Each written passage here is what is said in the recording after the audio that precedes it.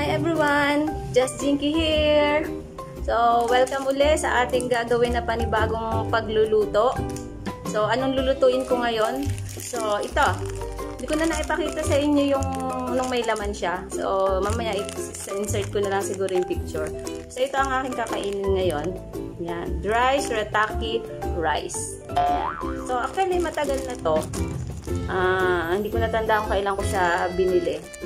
Yun, so nakasalang siya ngayon. So hindi ko alam ilang minutes. So mamaya, i-share ko sa inyo, insert ko dito sa video kung paano ko siya niluto. Okay? Yan, so yan yung shirataki rice. Sinalang ko na siya. Dry siya ha, dry. Hindi siya kagaya nung nabibili sa iba na parang yung noodles na may tubig. Ito dry. Kaya yung shelf life niya ay mas mahaba. So, ngayon ko pala naluto. Actually, matagal ko na itong nabili. Sa dosena pa. Ngayon ko lang naisipang lutuin. So, yun. So, hindi ko alam kung ilang minutes ito pa kukuluan. So, ganun naman ako magluto. Walang oras-oras, walang procedure. Makita ko lang na okay na siya. Na translucent na siya. Mukhang luto na. Okay na yun. So, pag luto na siya, i-drain ko lang siya sa water. Parang anong nagsaing ng bigas. Kasi rice nga siya eh. So, low carb nga lang siya. So, mamaya ulit, pakita ko sa inyo anong partner ng aking rice. A few moments. Yan, ito na yung naging resulta nung niluto ko ng shirataki rice. Medyo kakaunti na yung tubig niya, parang nag-i-in-in. Pero tingin ko meron pang mga ilang peraso na medyo parang hindi pa luto. Kaya ang gagawin ko, dadagdagan ko ng another hot water. Kasi medyo parang hindi hilaw pa yung iba. Kasi may buo-buo pa siyang puti. So yan, medyo lakihan ko uli yung apoy niya. Parang kumulo. Yan, halu-haluin ko. Parang ka lang talagang nagsasaing.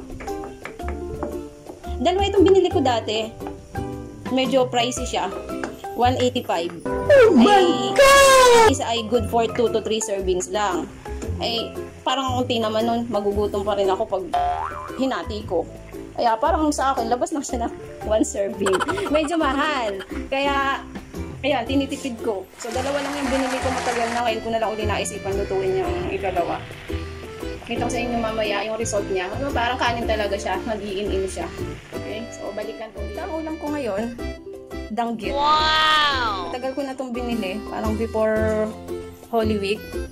Binili ko kasi uuwi ko sana. Kaya lang, nalimutan ko. Ayun. So, ngayon ko na lang uli na ala-ala. Kikita nyo, nasa planggana siya. Binasa ko kasi kanina, binanlawang ko kasi medyo natagalan siya. Tapos yan, tuyo naman na ulit siya. Ayan, ang lulutong na niya ulit. Kasi binilad ko siya. Then mamaya, ipriprito ko na siya. So yan ang ating pagkain mamaya. Sarap to sa suka.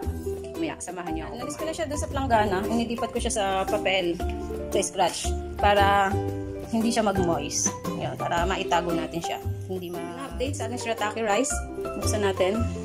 Oh, init. Yan, para ka lang talagang nagsaing. Oh. Ini-in-in ko na lang. Luto na siguro yan. Try ko mamaya isang siya. Yan. Luto na siya. Pero hintayin ko lang na ma-drain talaga siya. Yung matuyo. Kasi ayaw ko ng basa na kanin. Maya, magluluto na ako ng ulam. So, ito na. Luto na siya. Medyo moist pa. I think ma-absorb naman siya mamaya.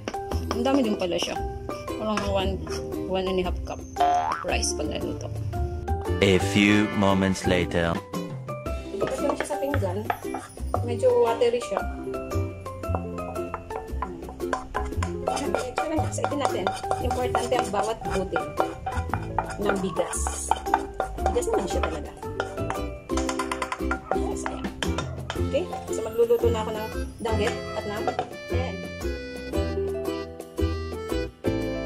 Nagluto na ako ng itlog. Naman egg is life.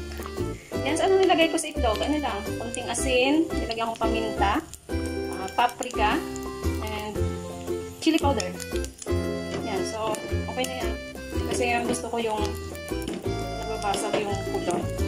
Ayoko ng luto. Ang pulo. So, ang bango ng danggit. So, ini-provide ko lang siya. Kaunti lang ang oil. Saglit lang naman ito maluto. Then, ready na. Naglutuhin tayo ng longganisa. Sarap yung kaulam sa tuyo. Yan. Tapos na. Ano itong aking kakainin? Nilagyan ko lang siya sa ibabaw ng ano. Walang kung kita yan. Dried basil leaves. Yan. Yung suka. sukang pinakurat. So, tara, kain tayo.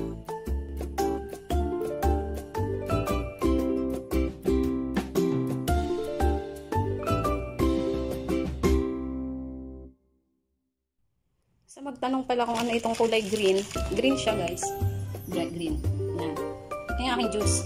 Kasi kung mapansin nyo, 2 days ngayong straight na weekend, wala akong gulay. Hindi kasi ako nakapamalengke. So, nag-juice ako. Ayan. So, ito yan. Chlorophyll. So, kahit wala man akong gulay, at least, ayan, may food supplement. Ganito lang naman yan, guys. So, isang ganito, pwede na ito sa 500 ml of water. Kaya itong tinimpla ko dito, tinansya ko lang. Siguro mga half lang nito. Then, namaya ko iinumin. Kasi pag inilahat ko dyan, masyado siyang matamis. Yun lang. So, interesado lang magtanong. Yan. Magkamay ako, guys. Naghugas na ako ng kamay. Kasi nakailang hugas na ako ng hugasin. Kaya, malinis na to. So, try natin. Mukhang malutong. Sarap! Try din natin ito.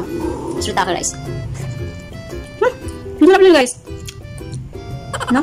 Ito na ako makain na maayos. Inubo na ako. So, hanggang dito na lang, guys. Kakain na ako. Para ma-enjoy ko ang aking food. Bye! One eternity later. Na, ang resulta. Mas matagal kang magluto kaysa kumain. Satisfied. Success.